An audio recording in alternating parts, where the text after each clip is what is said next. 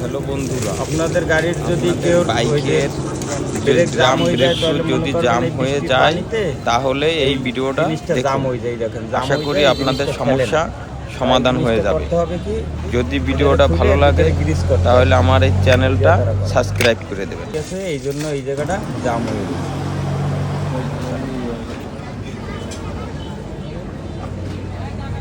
এই আমি গ্রিস করে দিলাম, গ্রিস করে এর ভিতরে ভিডিও দিয়েছি।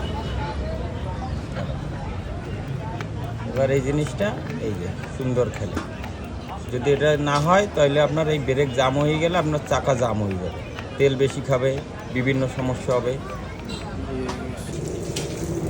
আপনাদের গাড়ির যদি কেউ ওই যে ব্রেক জাম হয়ে যায় তাহলে মনে করবেন এই বৃষ্টির পানিতে এই জিনিসটা জাম হয়ে যায়। দেখেন জাম হয়ে যায়, এই জিনিসটা খেলে না।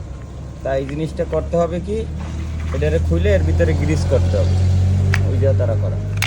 ঠিক আছে? এই জন্য এই জায়গাটা জাম হয়ে রয়েছে।